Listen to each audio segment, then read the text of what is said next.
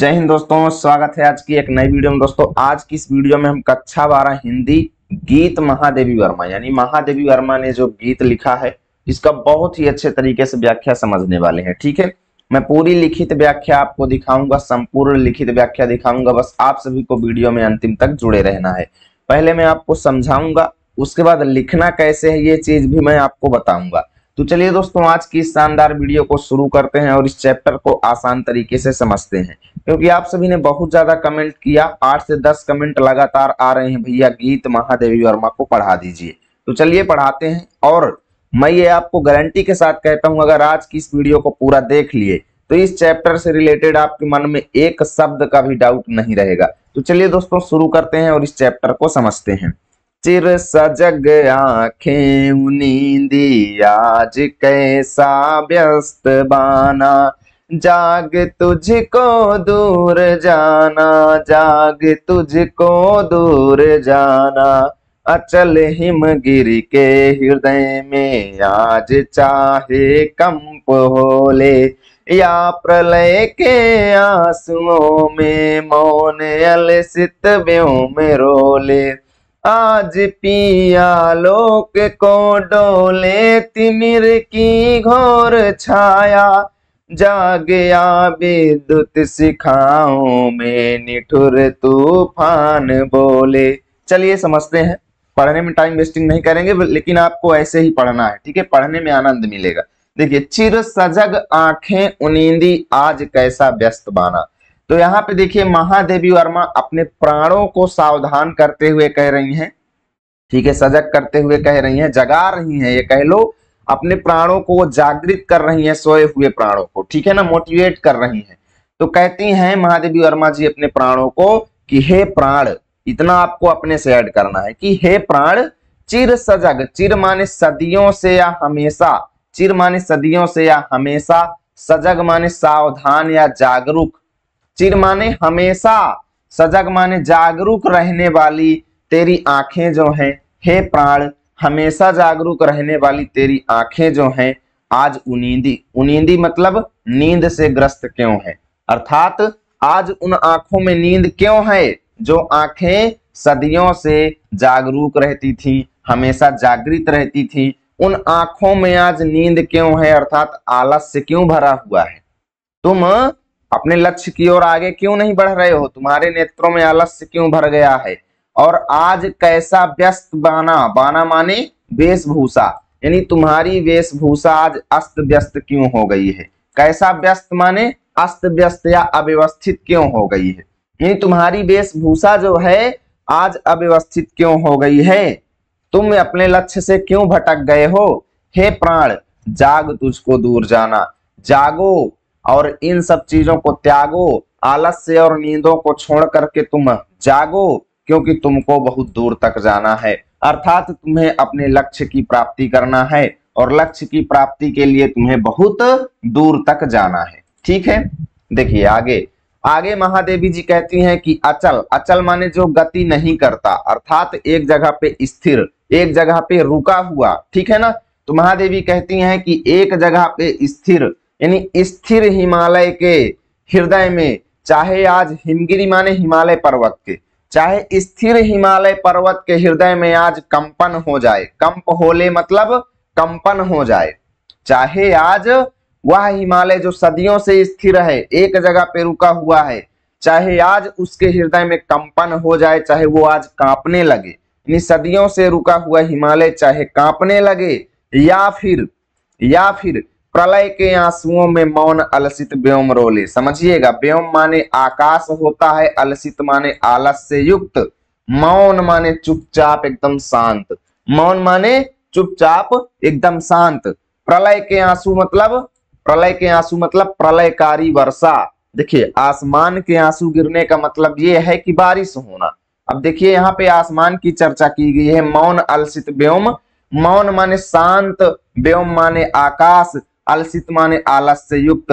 चाहे आज आलस से युक्त यानी सदियों से जो आलस से युक्त आकाश है, चाहे आज वो शांत आकाश जो है, मौन को आप आकाश के साथ यूज करेंगे, चाहे आज वो शांत आकाश जो है प्रलयकारी वर्षा करने लगे, प्रलय रूपी आंसुओं में अपनी बूंद गिराने लगे, अर्थात प्रलय की वर्षा करने लगे। चाहे आज हिमालय जो कि सदियों से स्थिर है, आज उसके हृदय में कंपन हो जाए, या फिर सदियों से अलसाया हुआ शांत आकाश जो है आज प्रलय की वर्षा करने लगे, या फिर आज पी माने पी जाए, आलोक माने प्रकाश को, चाहे आज संपूर्ण प्रकाश को तिमिर माने अंधकार की घनघोर छाया जो है पी जाए और डोलने लगे। डोलने लगे का मतलब यह है कि ये संपूर्ण अंधकार जो है ना पूरे प्रकाश को पी जाए। ठीक है, तो पूरी लाइन का मतलब आपको बस यही लिखना है कि चाहे आज इस धरती में विद्यमान संपूर्ण प्रकाश को अंधकार की घनघोर छाया निगल जाए,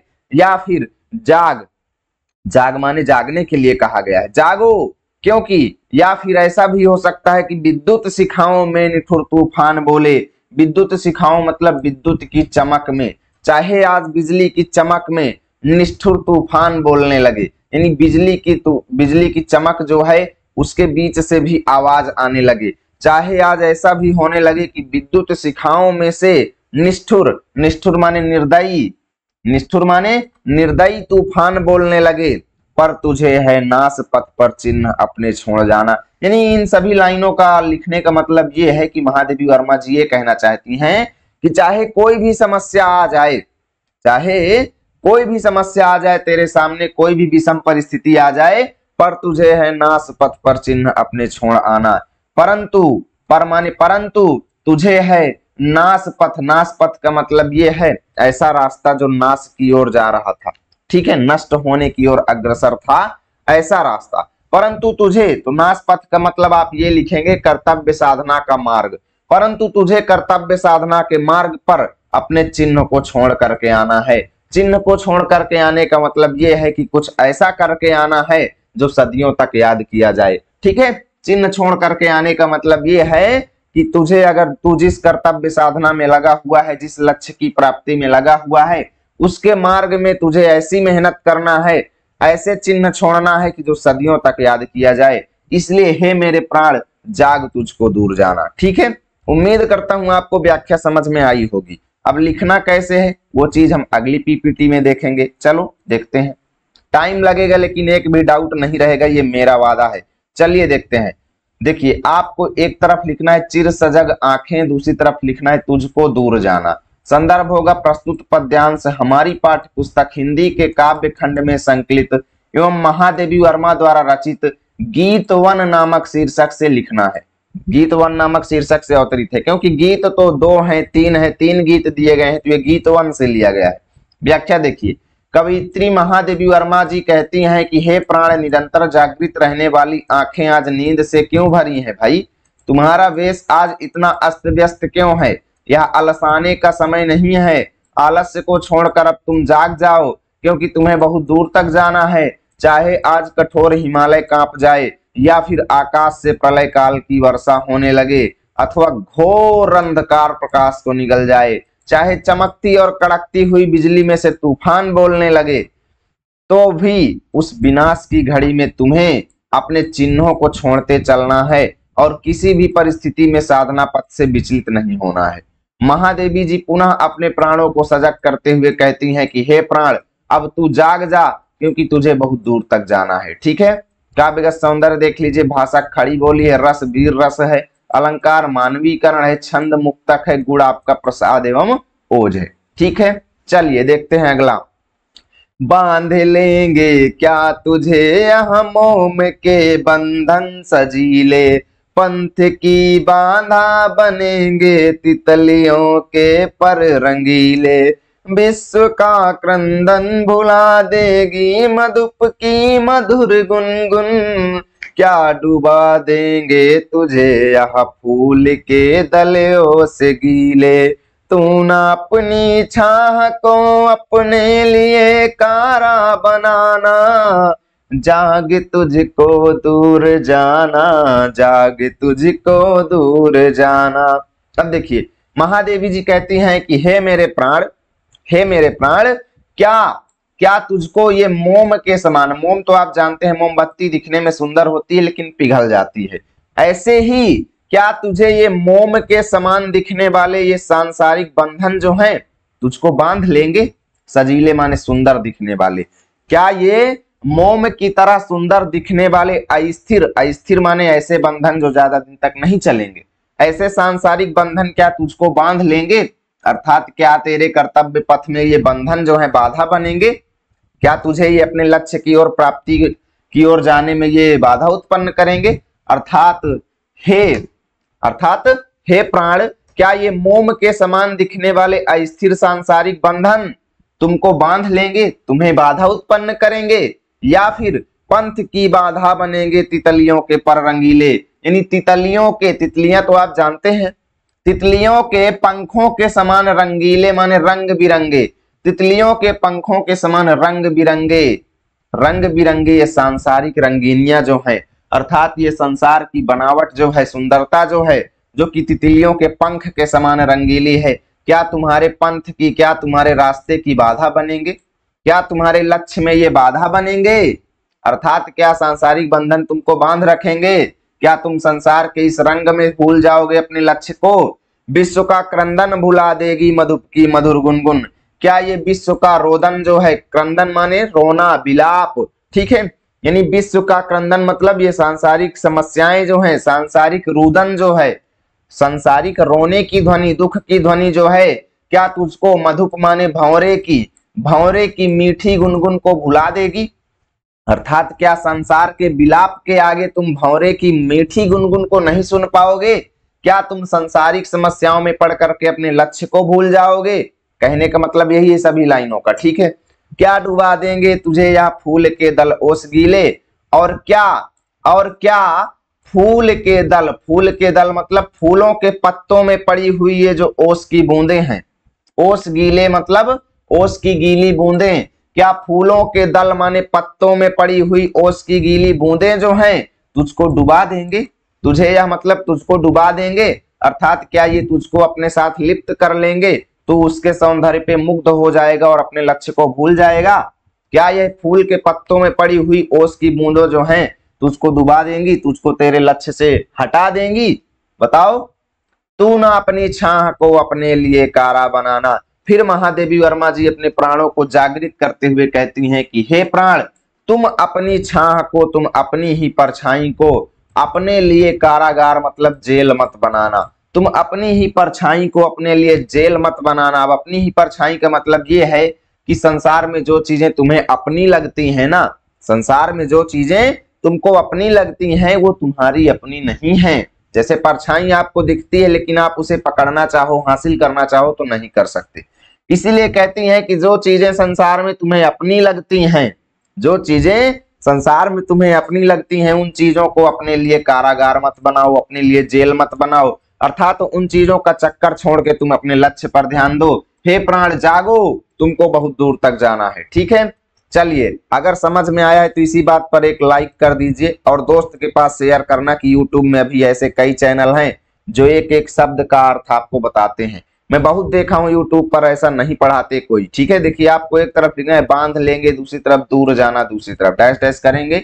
संदर्भ आपको पूर्वत यानी जो पहले वाले में लिखे हैं सेम वही यहाँ पे लिख लेना है, कॉपी पेस्ट। व्याख्या देखिए, महादेवी जी कहती हैं कि हे प्राण, क्या मोम के समान शीघ्र नष्ट हो जाने वाले सुंदर सांसारिक बंधन तुम्हें बांधकर साधना मार्ग में बाधा उत्पन्न कर देंगे? क्या तितलियों के पंखों के समान यह रंगीन संसार का आकर्षण तुम्हारे मार्ग में बाधा बन जाएगा? क्या सांसारिक रुदन की ध्वनि भंवरे की मधुर गुंजार को सुनने में बाधा उत्पन्न करेगी, अर्थात तुम्हारे साधना मार्ग को अवरुद्ध करेगी?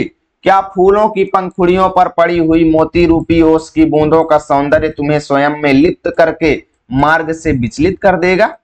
कवित्री अपने प्राण को प्रेरित करते हुए कहती हैं कि हे प्राण, तुम इन बातों से विमुख रहो। विमुख लिखना है, ये विमुख नहीं है, विमुख रहो, ठीक है। यह सभी बातें निरर्थक हैं, इनमें से कुछ भी तुम्हारा कुछ नहीं बिगाड़ सकता, ठीक है। आगे लिखेंगे, तुम अपनी ही परछाई को अपना बंधन मत बनाना, अर्थात संसार के विविध आकर्षण तो तुम्हारे छाया मात्र हैं। जो चीजें तुम्हें अपनी लगती हैं वो केवल तुम्हारी परछाई मात्र हैं। अतः उन आकर्षण के माया जाल में फंस करके, उन आकर्षण के माया जाल में फंस करके, ठीक है। चलिए मैं थोड़ा इसको सही कर लेता हूं। हाँ, अतः उन आकर्षण के माया जाल में बंधन में बंध कर तुम अपने लक्ष्य को भूल न जाना। ठीक है। महादेवी जी पुनः अपने प्राणों को सजग करते हुए कहती हैं कि हे प्राण, आलस्य त्याग कर अब तू जाग जा, क्योंकि तुझे बहुत दूर तक जाना है भाई, तथा साधना मार्ग के अनेक चरणों को पार करके अपने लक्ष्य को प्राप्त करना है। ठीक है। काव्यगत सौंदर्य देखिए, भाषा खड़ी बोली, छंद मुक्तक, रस वीर रस है, अलंकार अनुप्रास एवं रूपक है, गुण प्रसाद एवं ओज है। ठीक है। चलिए दोस्तों चलते हैं अगले पद्यांश पर। ठीक है। अगला है, वज्र का उर एक छोटे अश्रुकण में धो गलाया, दे किसे जीवन सुधा दो घूट मदिरा मांग लाया, सो गई आंधी मलय की बात का उपधान ले क्या, विश्व का अभिशाप क्या चिर नींद बन कर पास आया, अमरता सुत क्या चाहता क्यों मृत्यु को उर में बसाना, जाग तुझको दूर जाना, जाग तुझको दूर जाना। अब देखिए महादेवी वर्मा जी कहती हैं कि हे साधक, साधक किसको कहा जाता है? जो लक्ष्य के मार्ग में चल रहा है, साधना के मार्ग में चल रहा है। ठीक है ना। यानी हे लक्ष्य की ओर बढ़ने वाले मेरे प्राण, तुम ये बताओ कि जब तुमने इस रास्ते पर चलना शुरू किया था तब तुम्हारे अंदर बहुत साहस था, तुम्हारे अंदर आंधी व्याप्त थी, तुम्हारे अंदर एक रोष व्याप्त था कि मैं इस लक्ष्य को प्राप्त करके ही रहूंगा। तुम्हारा हृदय जो है वो वज्र के समान था। वज्र का जो तुम्हारा हृदय है, वज्र के समान तुम्हारा हृदय कठोर था, दृढ़ निश्चयी था, लेकिन एक छोटे अश्रुकण में उसको तुमने धो करके गला दिया है। अश्रुकण का मतलब यह है कि परिवार के किसी व्यक्ति के रोने से, रोने वगैरह से, यानी पारिवारिक कष्ट की वजह से तुमने अपने वज्र के समान कठोर हृदय को गला दिया है, कमजोर बना लिया है। अर्थात वो हृदय जो वज्र के समान कठोर था, एकमात्र दुख की बात से, एकमात्र रोदन विलाप से वो इतना कमजोर कैसे हो गया भाई? रोने भर से, किसी व्यक्ति के, तुम्हारे प्रियजनों के रोने मात्र से वो कैसे पिघल गया, क्यों पिघल गया? और दे किसे जीवन सुधा दो घूट मदिरा मांग लाया।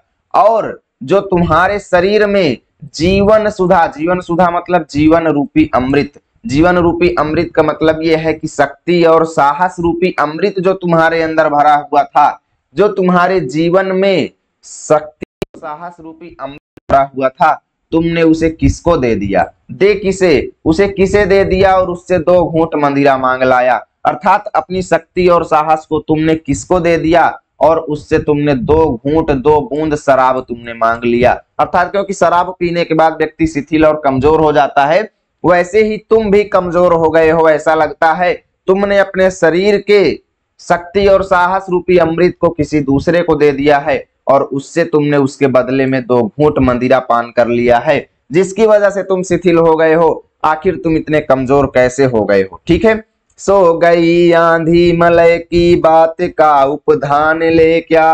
और तुम्हारे मन के अंदर जो आंधी लगी हुई थी लक्ष्य को प्राप्त करने के लिए, वो आंधी जो है सो कैसे गई भाई? क्या तुम्हारे अंदर लगी हुई जो आंधी थी वो मलय की बात, मलय की बात मतलब वात, वात माने हवा, मलय की मतलब मलयज पर्वत से आने वाली हवा। अर्थात मलयज पर्वत से आने वाली सुगंधित हवा का, हवा में, मलयज पर्वत से आने वाली सुगंधित हवा में तकिया लेकर के, उपधान लेकर के मतलब तकिया लेकर के, क्या तुम्हारे शरीर के अंदर व्याप्त आंधी जो थी वो सो गई है? अर्थात तुम्हारे मन में जो लक्ष्य की प्राप्ति की ओर बढ़ने के लिए आंधी लगी हुई थी, क्या वो मलयज पर्वत से आने वाली सुगंधित हवा में तकिया लेकर के सो गई है? और क्या ये विश्व का अभिशाप, विश्व का अभिशाप मतलब सांसारिक कष्ट जो है, क्या ये सांसारिक कष्ट जो है तुम्हारे लिए चिर माने सदियों तक, हमेशा तक बने रहने वाले नींद बन करके तुम्हारे पास आया है? अर्थात क्या तुम इन सांसारिक कष्टों से डर करके सदियों तक सोते रहोगे? क्या ये सांसारिक कष्ट जो है सदियों तक बनी रहने वाली नींद बन करके तुम्हारे पास आए हुए हैं? क्या ये तुमको हमेशा के लिए सुला देंगे? आगे महादेवी वर्मा जी कहती हैं, अमरता सुत चाहेता क्यों मृत्यु को उर में बसाना।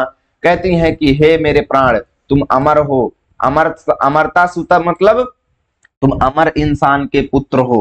अमरता सुत माने हे पुत्र तुम अमर हो, तुम क्यों चाहते हो मृत्यु को अपने हृदय में बसाना, अर्थात इन सब चीजों में फंस करके तुम मृत्यु को अपने हृदय में क्यों बसाना चाहती हो।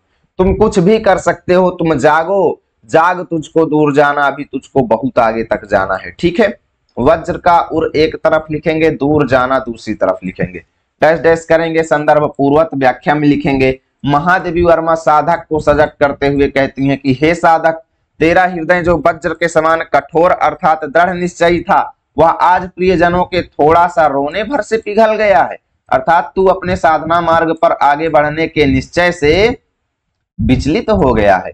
अर्थात तेरे मन में अपार शक्ति व साहस विद्यमान था, किंतु तूने भावनाओं की वजह से उठे आंसुओं में गलाकर उसको नष्ट कर दिया है।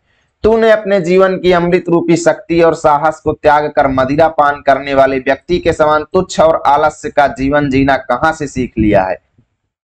मलय पर्वत से आने वाली हवा का तकिया लगाकर तेरे उत्साह की आंधी क्यों विश्राम करने लगी है। तू सांसारिक आकर्षण में पड़कर अपनी साधना के उत्साह को क्यों कमजोर बना रहा है। क्या सांसारिकता के सभी आकर्षण तुझे आलस्य की नींद सुलाने तो नहीं आ गए हैं। हे साधक, तू अमर पुत्र है, इसके बाद भी तू सांसारिकता के जीवन मृत्यु के चक्र में स्वयं को क्यों बंधक बनाना चाहता है। अतः हे साधक, तू अपनी अज्ञानता रूपी नींद से जाग जा, क्योंकि तुझे अभी बहुत दूर तक जाना है। ठीक है, काव्यगत सौंदर्य देखिए, भाषा खड़ी बोली, रस वीर रस, छंद मुक्तक, गुण प्रसाद एवं ओज, अलंकार अनुप्रास, रूपक एवं मानवीकरण है। ठीक है, चलिए देखते हैं अगला।